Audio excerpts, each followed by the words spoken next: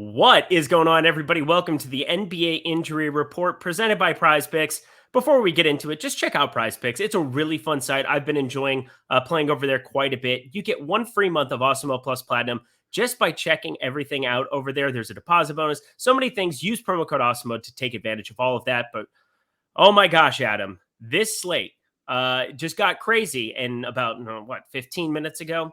Let's just start with the massive news here. A small little piece of news. No April Fool's jokes here. We have the Clippers, the Milwaukee Bucks. Let's start with the road team. Paul George sitting. Nicholas Batum sitting. Marcus Morris sitting. Reggie Jackson sitting. Oh my God. How much value is... This game's out of control. Help me sift through the madness that is the Clippers. Yeah, so we have a total of 8 guys. Mann, Coffey, Kennard, Covington, Zubats, Hartenstein, Hood, and Xavier Moon. Yeah, Boston's out as well. I forgot to add him in. Yeah. So, I mean, it's just going to be a lot of playing time and a lot of usage for some of these guys. Luke Kennard, I would expect to take on a bigger role, both in terms of playmaking and usage. Terrence Mann should play a huge role in both areas as well. Amir Coffey's going to have to play a lot. I keep forgetting he was even out.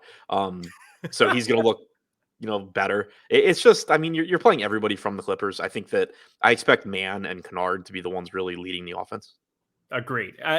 Mann and Kennard, and then everybody else is still in play. You have 8 people. And this is also, you have 8 people for Oklahoma City today too. And I was expecting that we would talk a lot about them.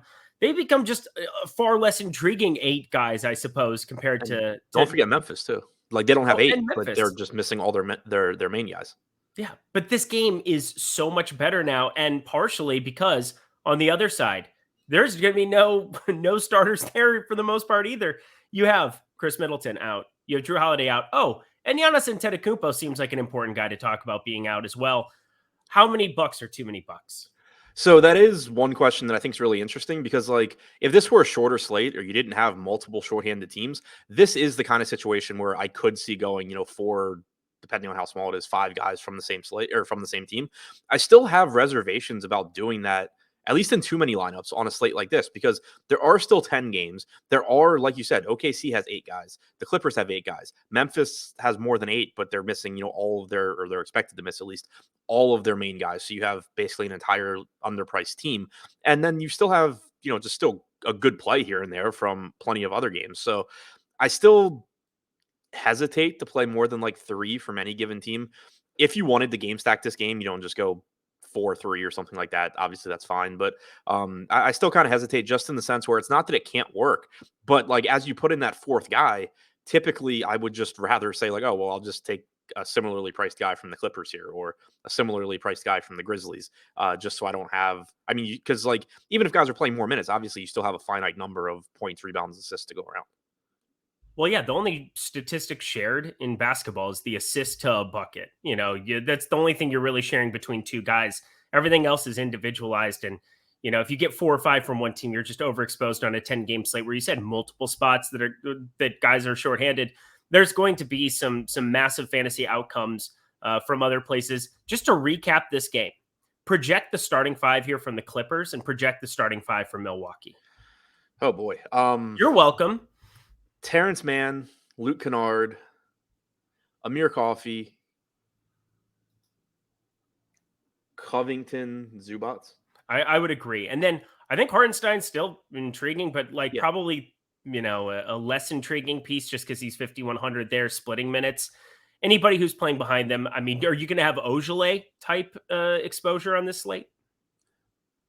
Is he on the Clippers? He's on the Clippers. It's a make-believe place. Oh, they waived him. Never mind. Yes, I don't think he's still there. Yeah, have a good day. Let's go to the Milwaukee side. Give me the projected starting 5 for Milwaukee. Grayson Allen, Pat Connaughton, is Matthew still in? That's weird. Yes, he's there. He's still in. And George Hill is still in, right? Yep. Okay, so this one I actually kind of have no idea. I think Bobby Portis starts at center. Yes. Agreed. Beyond that, I don't know. I would assume Grayson Allen is starting. Bobby Portis is starting. I would assume Connaughton is starting. Matthews has been starting, so I don't know why he wouldn't today. And so that's 4. And then the 5th guy is, I don't know, George Hill or Jordan Nwora. I don't know. Favorite play on the Clippers? Kennard. Favorite play on the Bucks? If Nwora is starting, then Nwora. Yes. That's the guy I had circled. And then Portis would probably be. Yes, I probably Portis. Yep. George Hill, if he's starting, would look good too. But yeah, probably Portis, and then if Nwora is starting, Nwora. All right. Well done. Put you through the ringer on that one, mainly because this news just broke and trying to figure out exactly what we're going to do. I mean, we're going to see some massive ownership in this spot, but it's going to be impossible to get away from multiple pieces in this game in just about every single lineup, which is why we started there. Suppose there's other places that we should probably cover. I think we're going to lump in all these Memphis players together. Steven Adams, doubtful. Desmond Bane, doubtful. Jaren Jackson Jr., doubtful. And Tyus Jones, doubtful. Those are 4 guys massively gone from Memphis here. Where are you planning to go with this shorthanded team? The entire team looks pretty good, but this is another one where the starting lineup certainly matters just because it's going to give you an indication of where more minutes are going to go. But I also wouldn't be surprised at all if you don't see anybody from this team top 30 minutes tonight, because they do still have plenty of active players. It's just not the typical active players. So it is a little bit different than the Milwaukee Clippers game.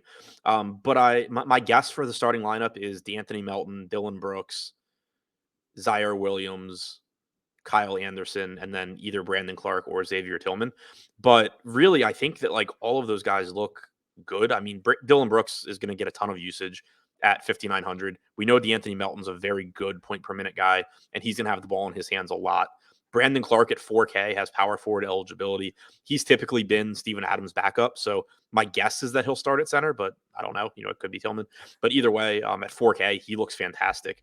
Xavier Tillman at 3,100, even if he plays like 20 minutes just as a straight backup to Clark, still projects well. And then if you do get any Clark plus Tillman minutes, he looks even better. Kyle Anderson can handle the ball, and he's going to see increased usage. And then you get the group of, I said I think Zaire Williams starts. He's not a great point per minute guy, but you do have a $3,200 John Conchar that averages like 0.85 DraftKings points per minute. You have a 3K flat Jarrett Culver that certainly could get 24 minutes here. So I think there's a little bit more uncertainty in the Memphis minutes just because, again, they do have the bodies to run a little bit deeper rotation. But I still think Melton looks fantastic. Brooks looks good. Clark looks like one of the better values, even given the Clippers and Milwaukee news, especially if he's starting. I don't think I would play like Culver, Conchar, Williams together, but getting to one of them is certainly fine as well. All right. Well, I don't even know what those are. 3 situations that are just can't miss situations, that being the Clippers, Milwaukee, and now this team. Everything else we talk about is just going to be much more ancillary pieces here. Let's talk about Indiana here, looking at possibly getting Malcolm Brogdon. I have no idea why he would be questionable, but he is. Apparently they still want to run him out there. That's just strange to me. But Goga Bitadze questionable as well. If both of them end up sitting here, what are you looking at from the Pacers? Yeah, so I'll preface it by saying I don't for a second believe this Malcolm Brogdon Q tag. They keep listing him as questionable, and then they keep ruling him out. So and coming up with just bizarre reasons for why he can't play. Tanking. Well, yeah. I really I mentioned a couple times now. I really appreciated the not playing for rest, not playing for conditioning because he's been resting too much. Like I'd be very It's surprised. pretty funny, though. You got to admit. Yeah. It's creative, if nothing else. Yeah. So I'd be surprised if he plays, obviously. But I think the big piece that really matters is the Goga Bitadze piece. And I'm assuming Isaiah Jackson's still questionable, right? Yes. Yeah, and the Isaiah Jackson piece, because like if everybody is in, this team is priced up. They're in a tough matchup with Boston. Even if guys start getting ruled out, they're still priced up and in a tough matchup with Boston. So they're not on the same level anymore as teams like the Clippers, the Thunder, the Grizzlies, the Bucks. But if Jackson and Goga are out, you do still get a ceiling from somebody like Terry Taylor at 4,800, who played 35 minutes last game. Mm-hmm. Alternatively, Jalen Smith only played 20 minutes, but I don't think that rotation is set in stone. Like I think you could conceivably get, 30 minutes from Smith, 26 from Taylor, or something like that. So, as dart throw tournament type guys, they're fine. But the issue you're going to run into is like, even if those guys are out, are you really going to Terry Taylor against Boston at 4,800 instead of say Brandon Clark at 4K without the entire Memphis team. That's very true. And 5,500 now for him. Shooting guard only. He's been forever on FanDuel. That's Terry funny. Taylor? Terry Taylor is shooting guard only on FanDuel. Interesting. That's what he's been for the last like 2 months. He started at the 5-1 game and he was shooting guard only on FanDuel, but he was 4K or 4,100 last slate. He's up to 5,500 over there now. Yeah, no thanks. A little bit different play site to site, but with O'Shea Brissett and Isaiah Jackson both questionable as well, it would really take all three to be eliminated to compete against any kind of value you're looking at from the other three teams. But I'm with you. It's something to at least keep an eye on here.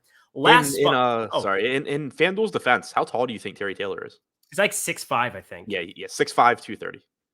Yeah, no, FanDuel's defense, I mean, it's pretty indefensible that you'd play him at shooting guard, but I know the height-wise, it makes sense. Like, he's probably actually like a 3-ish type guy in terms of size, but like obviously Indiana's not using him as a shooting guard. Hey, 235. There's obviously some junk in that trunk. Size there. You know what I mean? There's some size. There you go. Anything else there from Indiana? No. Yeah, cool. Let's keep it going. Last one. Because again, we've talked about the three core spots. I want to at least have Sengun be something that we discuss here, discussing this Rocket situation. If Sengun plays, is he at his fantasy point per minute rate, which is exceptional, somebody that you're looking at? And then in his absence, FanDuel, all these guys remain super cheap. The likes of Jayshawn Tate, Kenyon Martin Jr. On DraftKings, would they all be playable for you as well? Yeah, I think the Sengun beast is pretty big. Obviously not as big as it would be if we didn't just get that Clippers and Milwaukee news, but Sengun himself looks very good if he's in the lineup. Like, this is a really appealing fantasy game between Houston and Sacramento. There should be a lot of points scored, a lot of rebound opportunities, fast-paced game, all of that. Sengun would look fantastic if he's in. And then if he's out, what we actually saw last game we did see increased playing time, but for guys, but we saw the Rockets go to a rotation that actually wasn't that beneficial for the normal guys like Jayshawn Tate, Kenyon Martin Jr., Josh Christopher played 24 minutes because they started Usman Garuba. He played about 26 minutes. Bruno Fernando played behind him off the bench. Fernando had the better game, but if you get the same starting lineup here, certainly you can take some shots at a $3,500 Fernando, but you could also still go back to a $3,600 Garuba. But what actually I think really matters with Sengun, in addition to potentially Garuba and Fernando, is that when you take Christian Wood off the floor and you replace him with Sengun, you don't really expect much of a bump for somebody like Kevin Porter Jr.